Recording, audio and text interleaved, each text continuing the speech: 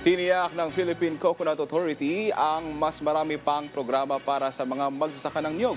Ayon sa PCA, may mga hakbang sila para mas mapalakas pa ang industriya nito. Alinsunod na rin sa direktiba ni Pangulong Ferdinand R. Marcos Jr. Si Rod Lagusad sa sentro ng balita.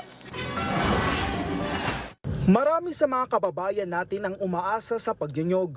Kaya malaking bagay ang pagtutok ng pamahalaan dito. Sa ika-4 na SONA ni Pangulong Ferdinand R. Marcos Jr., binigyang diin ng Pangulo ang kahalagaan nito sa pamamagitan ng pagtatanim ng nasa 100 milyong puno ng niyog. Anya ngayong taon naabot na sa 15 milyon na puno ng hybrid at matataas na klase ng binhi ng niyog ang itatanim sa iba't ibang bahagi ng bansa. Para sa Philippine Coconut Authority, makakatulong ito para muling manumbalik ang industriya dahil makakambag ito sa produksyon ng niyog at maging biodiversity. Ayon sa PCA, nalagpasan nila ang target nilang 8.6 million coconut seedlings na naitanim noong 2024. Since biological crop itong ating coconut, madali lang magpatubo.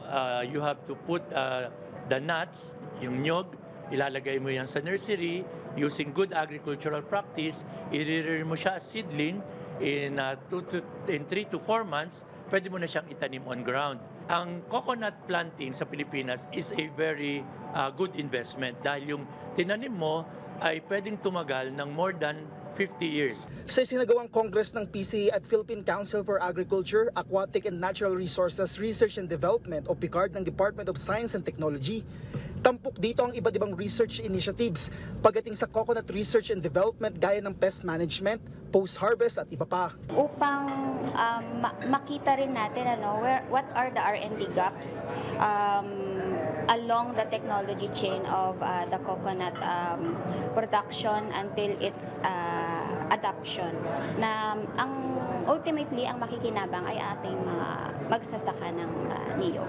Pinagsasama-sama natin yung magagandang traits ng ating germplasm upang maka-develop tayo ng mga outstanding varieties ng coconut. Tampok din dito ang iba't ibang produkto mula sa niyog gaya ng virgin coconut oil, asukal, juice, handicrafts at iba pa. Para sa magsasaka ng niyog na si Estelito mula sa San Pablo, Laguna, malaking bagay na malaman nila ang iba't ibang programa na makakatulong sa kanila. Yan na kami binuhay ng aming mga magulang, pinag-aral. Kaya malaking bagay ang puno ng niyog sa aming pamilya. Siya yung bumuhay sa amin, nagpaaral sa aming 8 magkakapatid. Para naman kay Reden ng Farmers Cooperative sa Quezon, malaking tulong ang intervention sa pangangailangan nilang mga magsasaka. Sa niyugan mo, kasi nga mahina ang iyong ani ng niyog, so ang paraan para makabawi yung mga coconut farmers, so magkaroon ng intercropping. Ang intercropping pwede yung cash crop kung tawagin, yung pagtatanim ng gulay sa loob ng niyugan. So yun ang nakikita namin isang magandang tulong para sa mga coconut farmers. Samantala, pinanawagan din ng Pangulo sa Kongreso ang pag-amyenda sa Coconut Farmers and Industry Trust Fund Act sa kanyang SONA. Ayon sa PCA, makakatulong ito para mabigyan ng prioridad ang productivity gaya ng pagtatanim. Rod Lagusad, para sa Pambansang TV sa Bagong Pilipinas.